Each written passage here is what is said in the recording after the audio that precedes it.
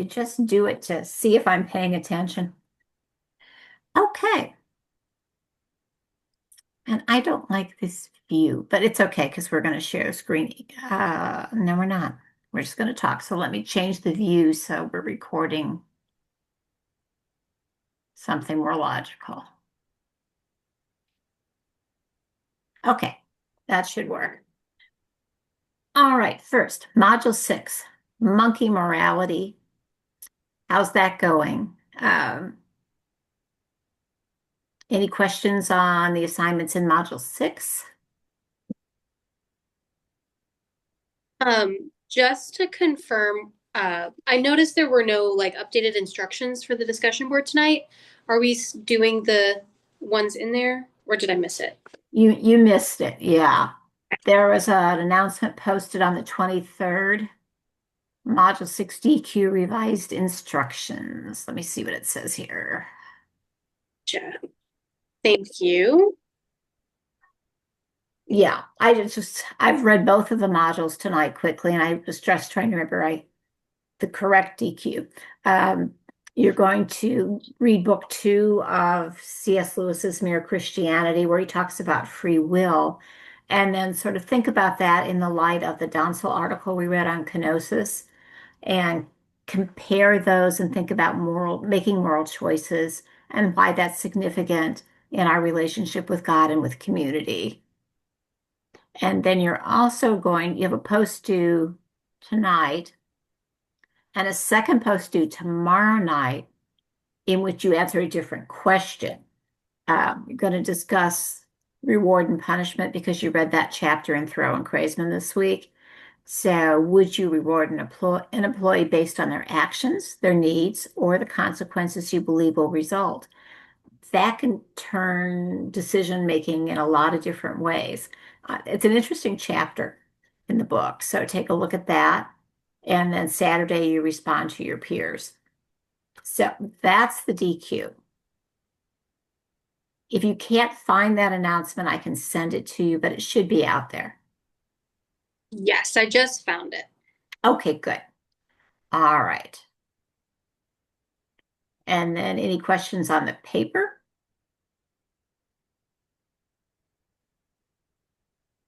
The paper's kind of fun I mean, just thinking about those poor monkeys running loose. In reality, I think they ultimately captured all of them, but it took a very long time. And I won't tell you what they did. I'll let you decide what you think they should do.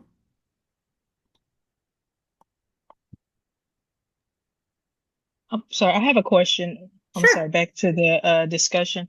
Hmm. I think I accidentally X'd out the discussion. I just did it. Gosh. What? Can you send that one to me again? I think, yeah, Yeah, the text announcement. me. Yes. Yeah. Yeah, I can repost that. I'll copy and paste it when we finish here Thank- and Okay, put it thank out there again. Do you need the paper assignment as well, or have you got that? you. Let me be on the safe side and just post it again for me. I'll post both of them. Yeah, that's no problem. I'll post them Okay. both again. And I thank all of you for being so patient and going through the announcements and following this around. We finally are redoing this course. They had promised me we would have it done for this term, and just instructional design was too backed up. And so we actually have had our kickoff meeting. We're getting started on it, and it will be up for the next group that takes the course. And they'll be seeing a lot of what you experimented on this term, and you're helping me figure out what works and what doesn't. And I will ask you before the end of the term to sort of give me your recommendations. What did you like? What did you not like? Because that'll help me figure out how we should set up the new version of this. Same theories, but we're just trying to update the curriculum and the examples and the cases a little bit. Okay, so that's module 6. Module 7, I just posted everything for tonight so that if anybody has a little bit of extra time over the weekend, it's already out there because next week's a short week. Like most CONR classes, the last week is only 5 days instead of 7. 5? Yeah, 5. So you needed to have a little bit of extra time maybe for that. All of the assignments are shorter. When you get into module 7, the DQ is actually the more complicated of the two pieces. It's worth 50 points, so it's not a huge point total, but it asks some really difficult questions. It's all about the Terry Schiavo case. Do either of you remember that from the early 2000s? It was all over the news at the time. The girl in Florida in a vegetative state, and the family was fighting with her husband.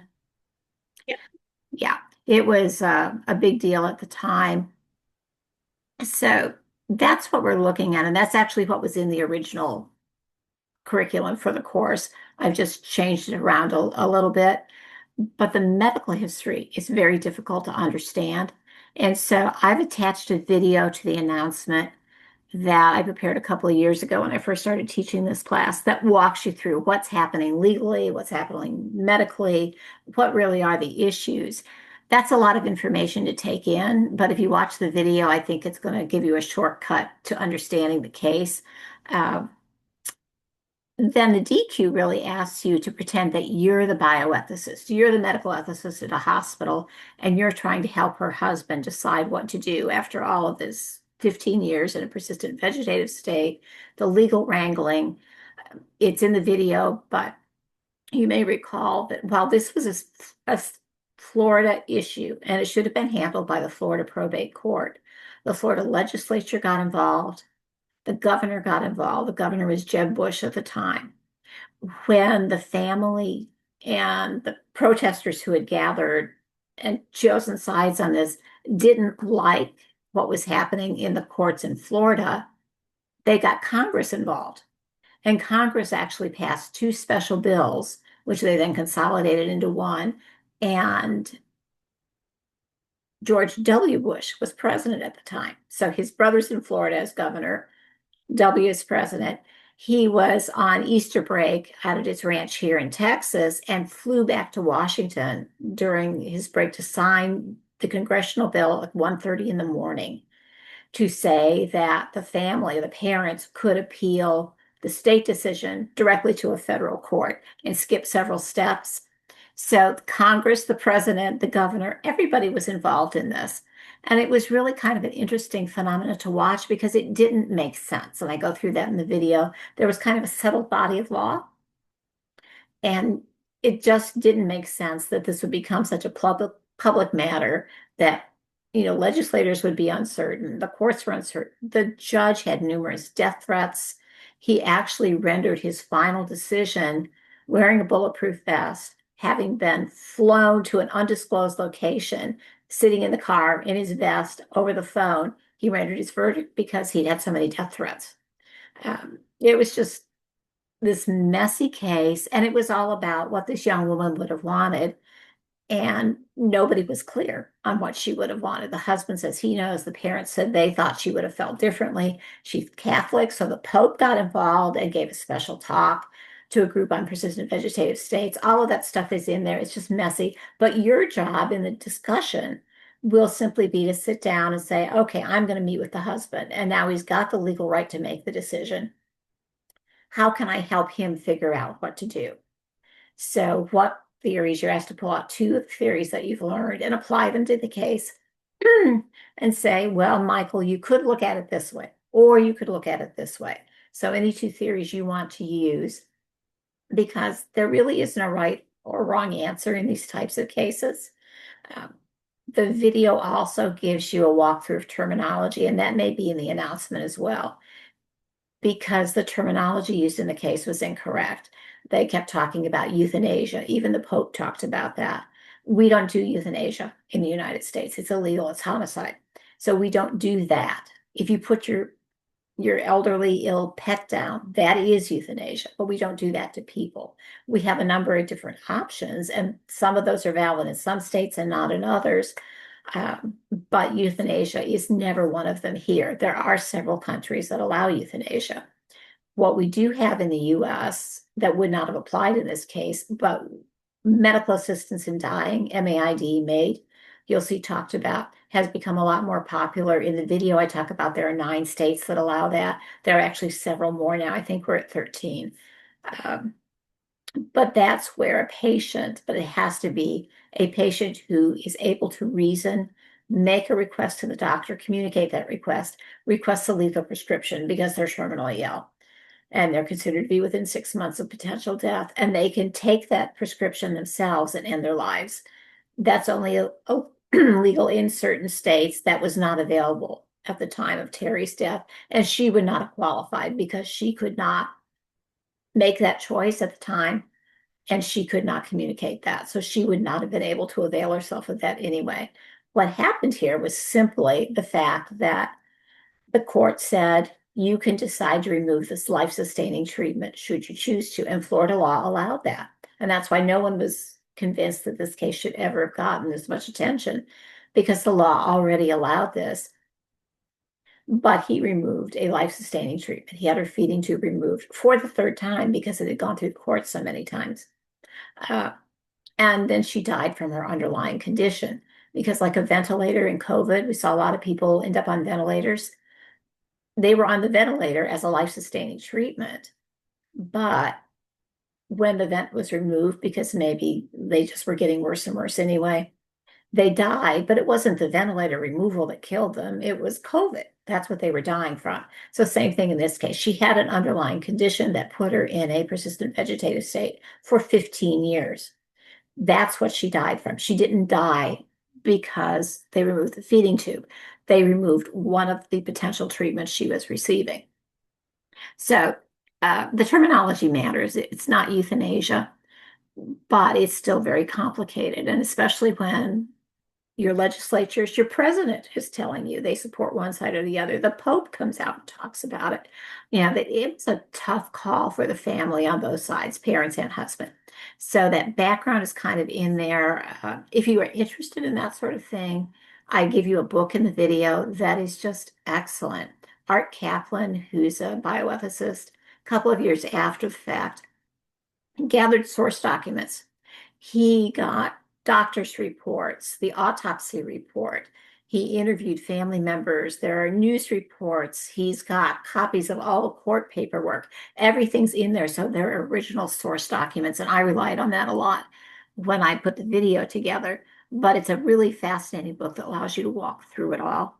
So anyway, that's it. But it's only a 50-point discussion, which is more than usual, but it's not extensive. So don't spend 5 days trying to write your discussion post. Just think it through, get a little bit of background on it, and you're the bioethicist helping the husband, Michael Shivo, try to decide whether or not he should remove that feeding tube for a final time. How could he think about that if he's a utilitarian, if you're looking at that approach? If you're looking from virtue ethics, how might he think that through? So that's the assignment for the DQ. The final paper is a reflection paper that basically, asks you your views on different things, and what's your,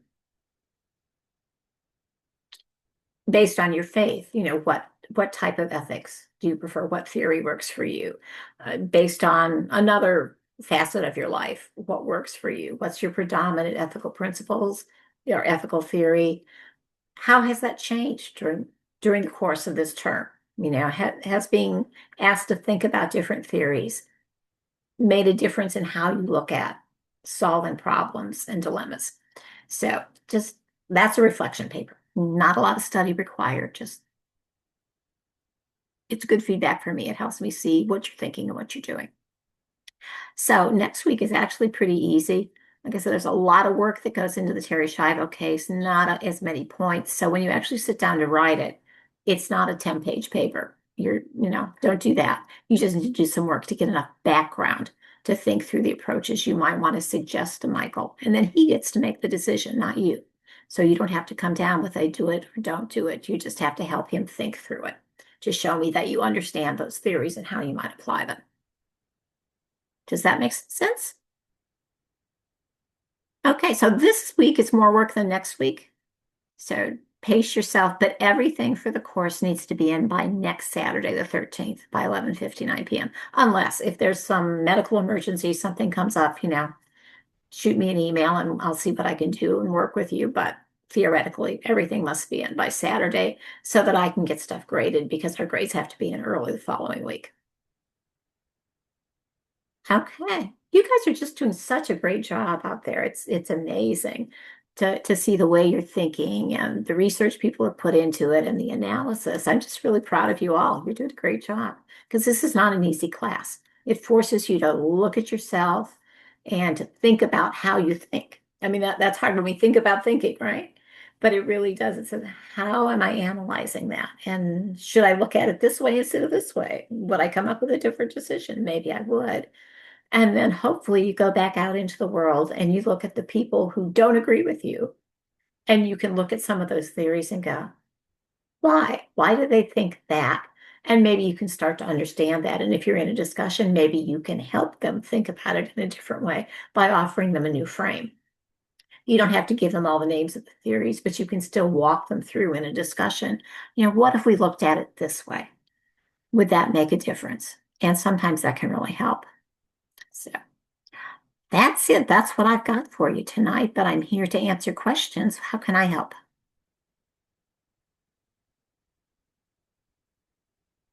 You good? Okay. If you have questions, next week we won't do a Zoom because you're going to be almost done by then. You'll be busy writing and working. But if you have questions, send me a quick email. I'll try to answer them via email, or if you need to actually talk, we'll set up a time to jump on the phone or Zoom and do that. So I'm around all week. We just won't schedule a Zoom because probably you're going to be beyond that point by Thursday. Okay. Well, keep up the wonderful work. Just a few more days and you will be done with this course, but you will be ethical for life now, right? Yes. Well, for Okay. Well, it's been a pleasure working with all of you. So thank you very much for what you put into this. I appreciate your effort. yes. And thank you. Yeah, thank you. Okay. Good night. I'll Yes. read your Bye-bye. work soon. Good night. Merry Christmas. Merry Christmas. Bye-bye. Merry Christmas. Bye-bye.